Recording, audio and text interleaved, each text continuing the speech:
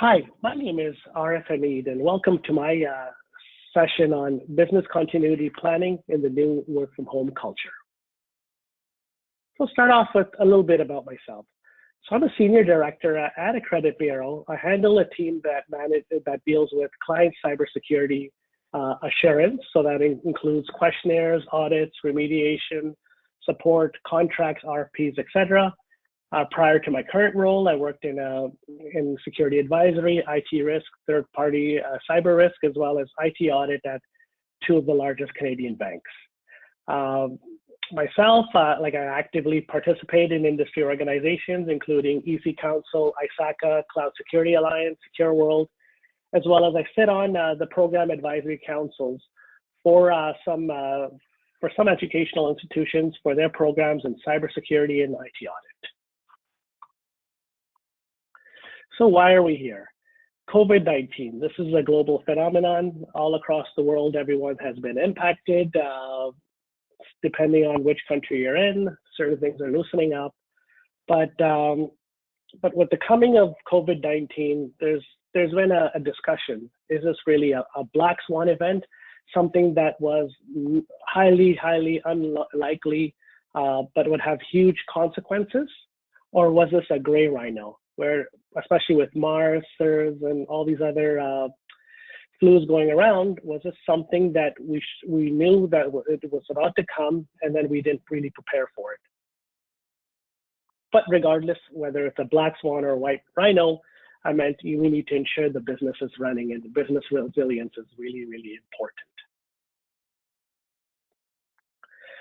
So when we're looking at it, you have your business continuity as well as your disaster recovery. So obviously disaster recovery is the IT component piece, where you want to ensure your technical systems are recovered.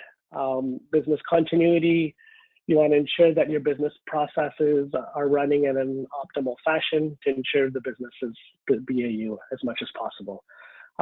Because of the current situation, many companies have activated their business continuity plan in the DR, where some companies are more mature than others.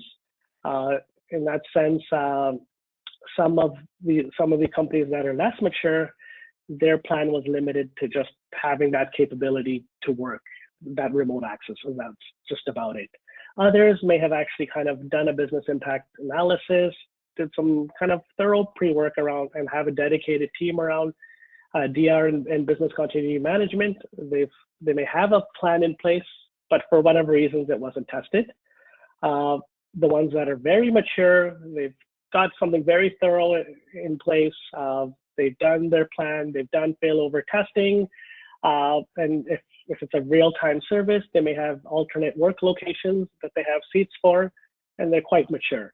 And then as part of your business continuity plan, pandemic planning is also a component of this, where you have a plan in place to deal with a serious pandemic, and how do you ensure that your staff are working. But obviously, no one anticipated the extent of the COVID crisis, and how, forget about partially, but you have 100% work from home for many companies, right? And this is something no one anticipated.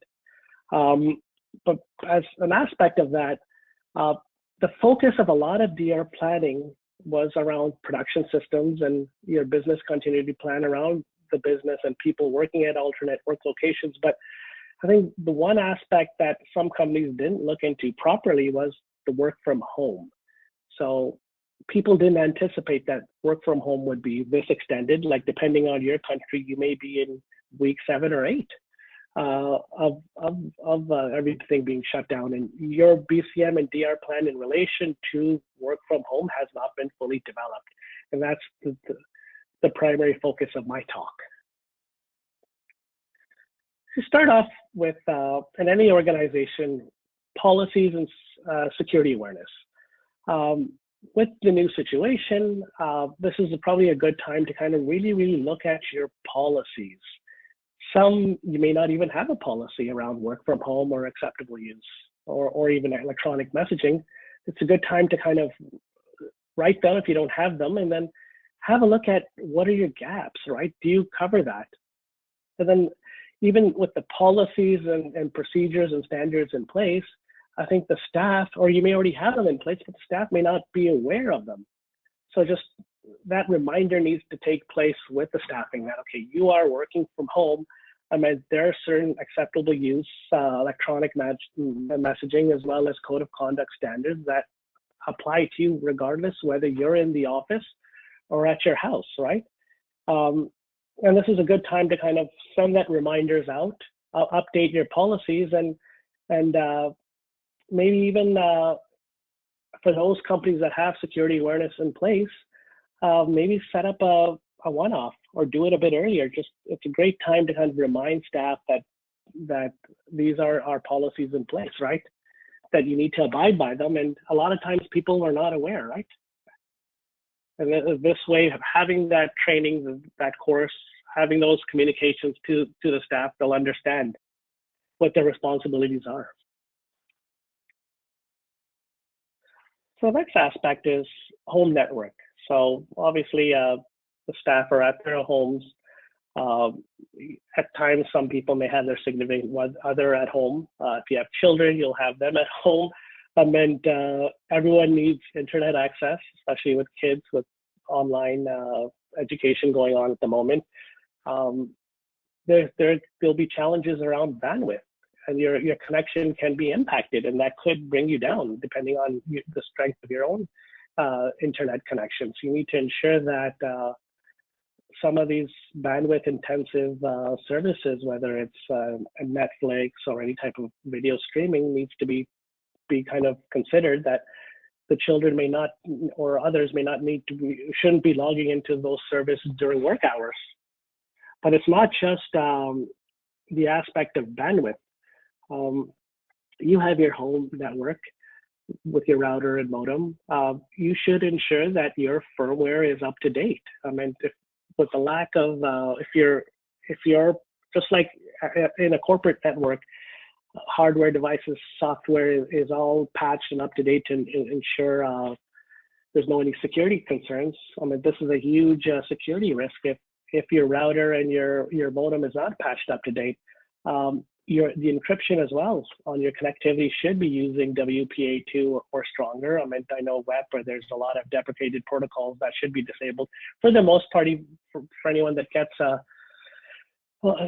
router and modem from the stores, some of the newer devices are already default to that, but you should have a look at strengthening your encryption.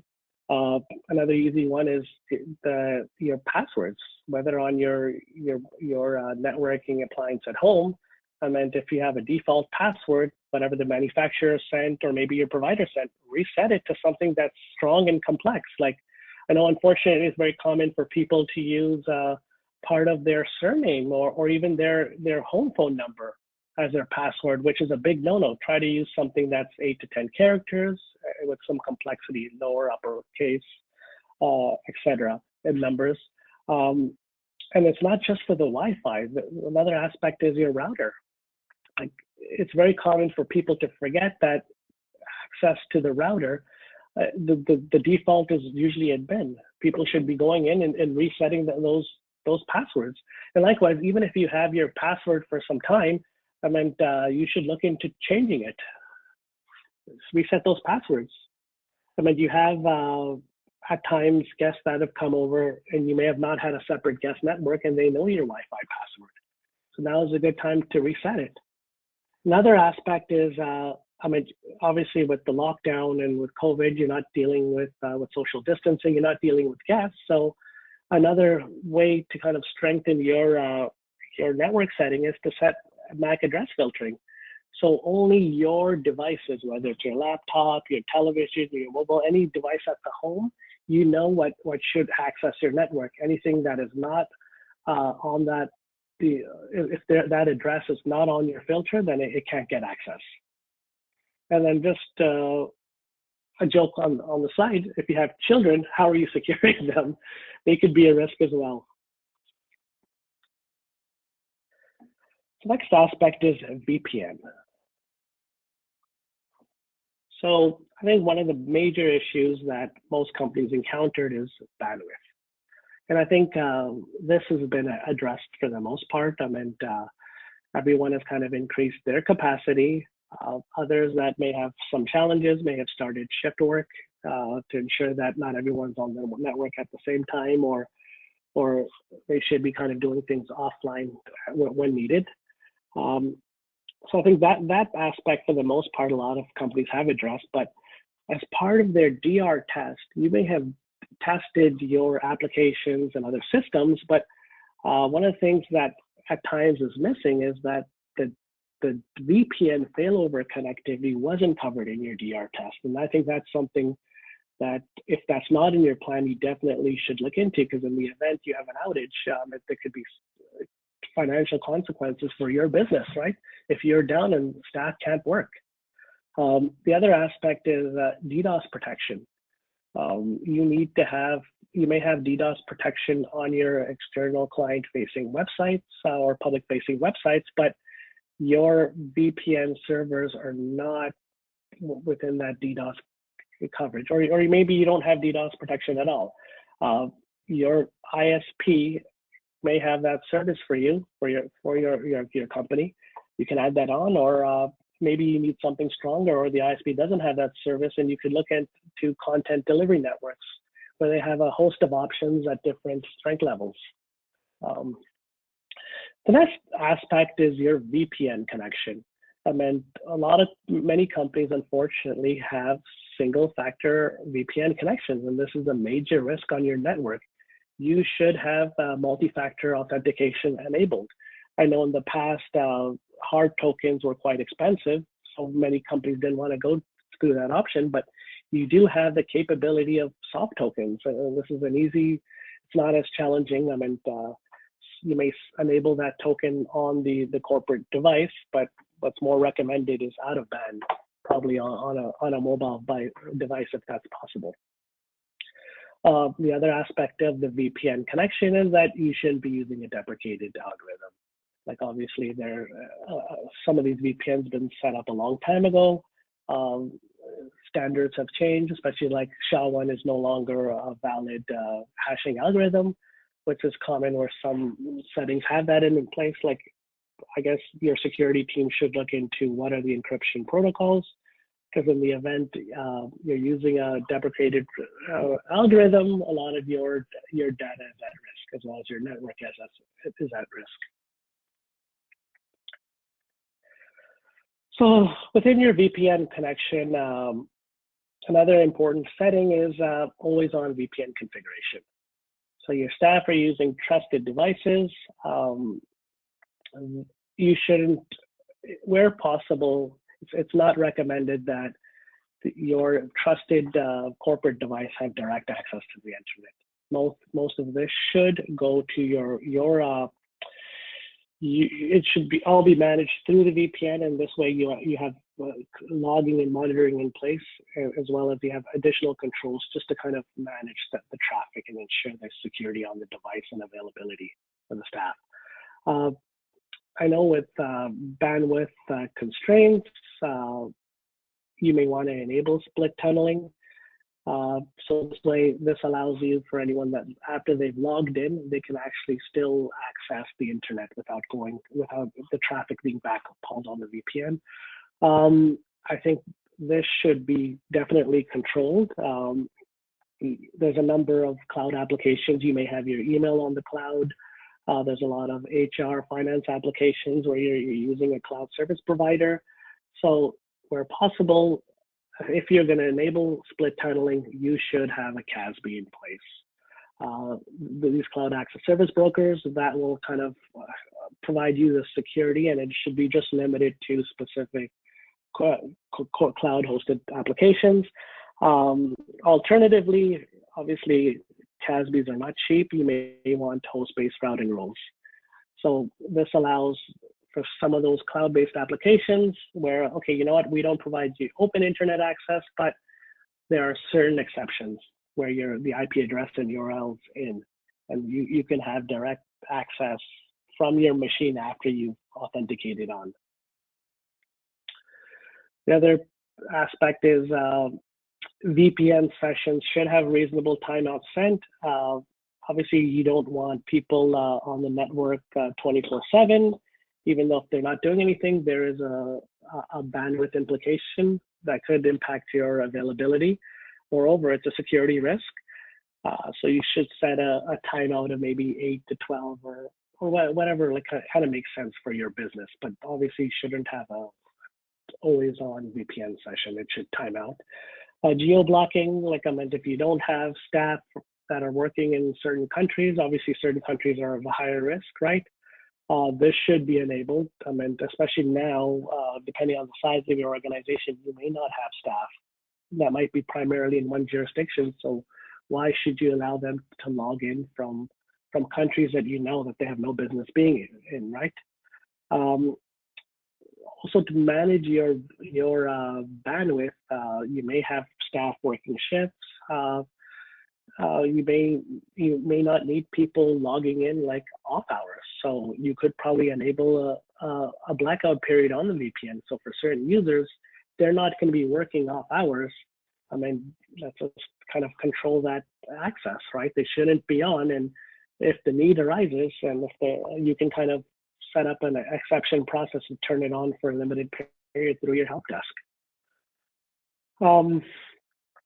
As I said, I've taken the position that you should have somewhat always on VPN configuration, but depending on your line of business, it may not be viable to force anyone that's using a trusted corporate device to go through the VPN to have internet access, which is something I don't recommend. But if you allow direct internet access without logging into the network, at a minimum, the device needs to be configured to call home to ensure the patches are being up to date from time to time.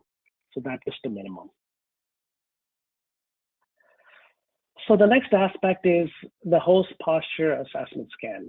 So obviously, most VPNs have this feature, and for the most part, people have them on, where if you have a trusted device, you need to have some type of authentication and validation that this device is trusted. So within the whatever VPN client you're using, there's different features you can turn on. So I think one thing that's pretty much default is that, yes, the posture assessment will check, are you running the correct operating system, right? If you're a Windows 10 shop, someone shouldn't be using Windows 7, right? And if it's Windows 10, are the patches up to date? If they're not up to date, you can create a setting where it forces the patch before it allows connectivity. Another aspect is you can have registry key settings or files present hidden. The average user wouldn't know it, but this is a feature where on the posture assessment, they can tell that, okay, you know what, this is our corporate device because of these secret settings. Something even better than the registry key setting or a file present is a machine certificate. This is something you can update from time to time. This is on the expensive side, but this is a very solid control, and it provides more reliability than a file setting or registry key setting. The other thing is that along with the assessment, along with the operating system, it should check if the antivirus, the DLP, and other endpoint protection tools are up to date, right? And if they're not, then it should force a patch. Other type of requirements that could be scanned are the BIOS serial number. This might be a little bit challenging to do because obviously your asset registries, your asset inventory system should have all of those up to date, and it needs to be updated, especially if the device is being transferred. The MAC address is another good one. That's very just like same with the BIOS serial number, the MAC address is unique to every device, but that also requires a little bit of updates on the back end to ensure that the information is correct and the MAC address and the BIOS is updated to the correct person. The other aspect is obviously the host firewall to ensure that is running. So with all these checks in place, once the assessment is done and everything passes, then a trusted device should be let on the network.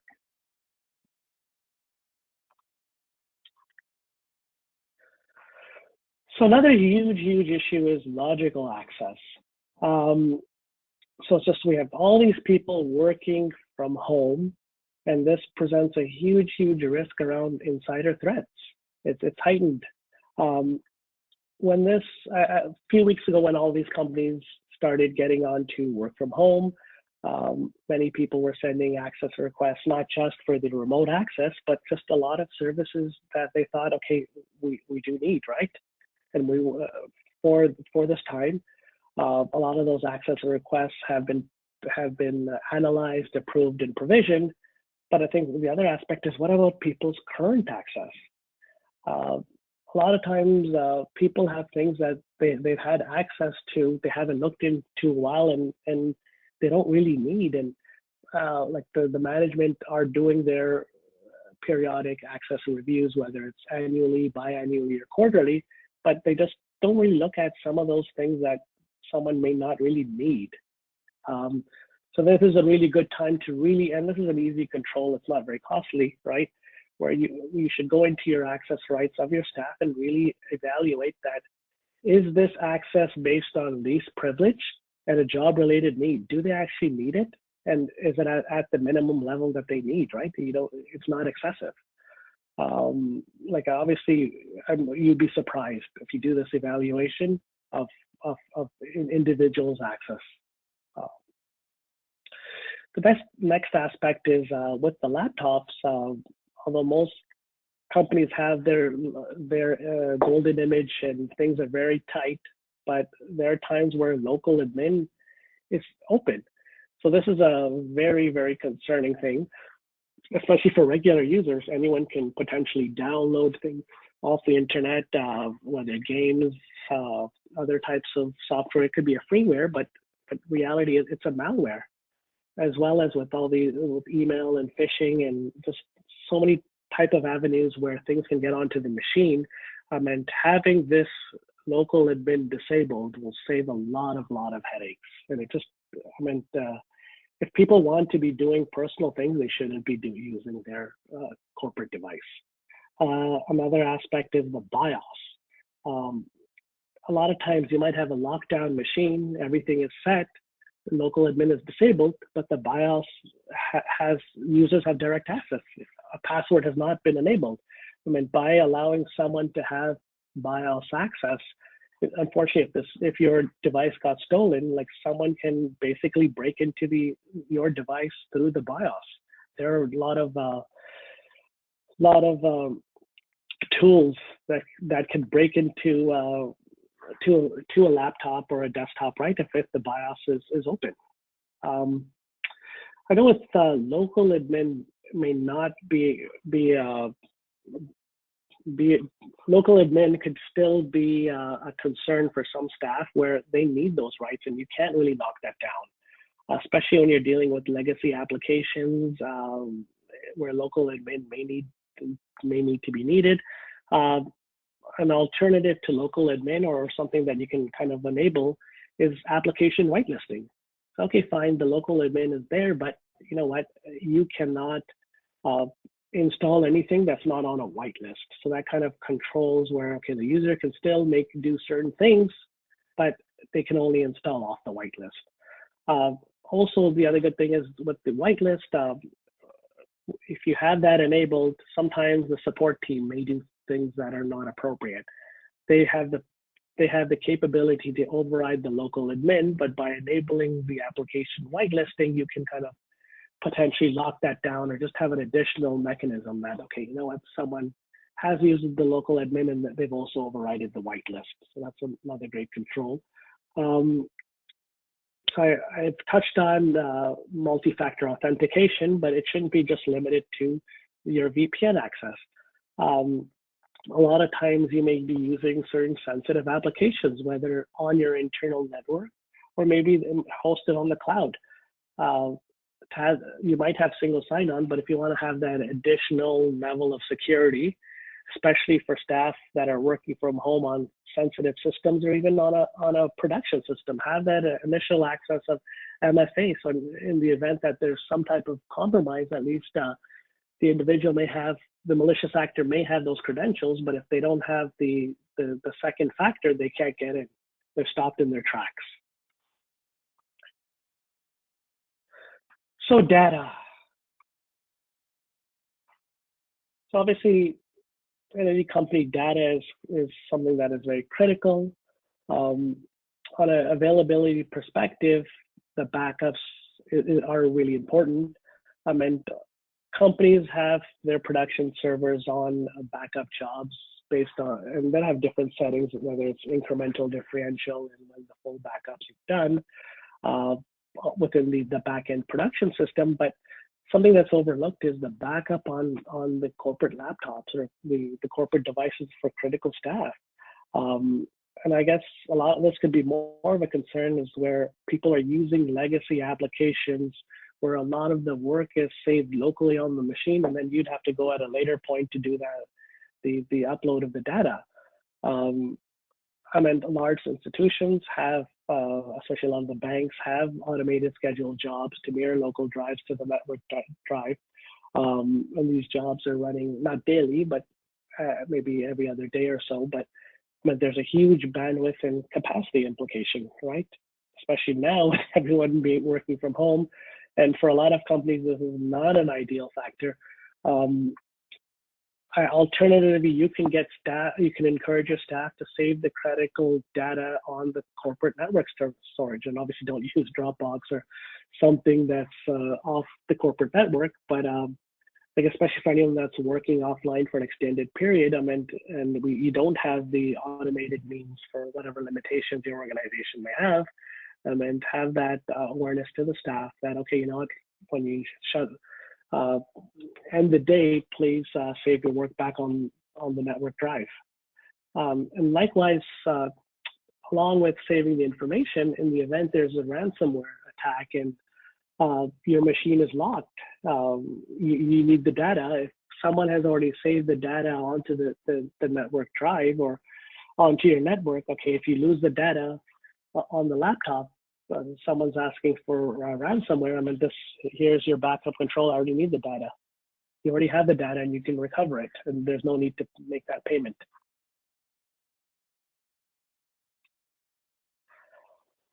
So along with the backups, the other aspect of data is data leakage. Um, like in this time, many companies have DLP controls in place. If you don't have a DLP agent, I would highly recommend you have one. You have certain policies in place around what type of data elements should be validated or just really secured and monitored. At this time, probably good to look into what are those policies to check if something needs to be tightened, especially around intellectual property. Like a lot of these DLP tools have settings around PCI DSS and like date of birth and certain other type of critical data that's already set. But depending on the nature of your industry and the data you deal with, you may need to have some more custom rules, right? And policies in place to manage that. Another aspect is, okay, you should disable local printer. In this day and age, for the most part, no one should be logging in. I mean, no one should be printing from home, but obviously, depending on your industry, there may be a business need to enable that. Obviously, you should kind of tighten controls around what's being printed, like that whole DLP. You may not block it, but you should have some type of monitoring control where, okay, this person is printing certain things and you need to be aware of it. And then for staff that are involved in certain using sensitive documents, you should provide them a shredder. Just like in the office, you're done with that document, you might have that bin. Unfortunately, you don't have that service at someone's home, but a shredder can manage that and ensure that they're shredding those documents that they don't need.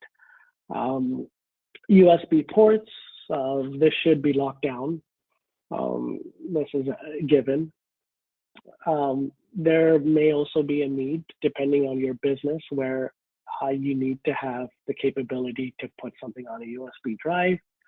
Not recommended, but if you allow that, then any type of USB drive, you should have a configuration that only allows, that enforces encrypted USB drives, and it has to be a corporate issued USB drive. With the COVID pandemic, I mean, crime is still a concern, especially nowadays where people won't look twice if someone is wearing gloves and a mask. I've heard of robberies and stuff. So there is a chance that your laptop, your desktop could be stolen or any type of computing infrastructure. So you need to ensure that full encryption is enabled to prevent the data leakage. In addition to that, if the capability exists, you can do a remote wipe. But I know that occurs for a lot of the mobile phones, but there are some software that provides the capability to do a remote wipe on a laptop or a desktop as well.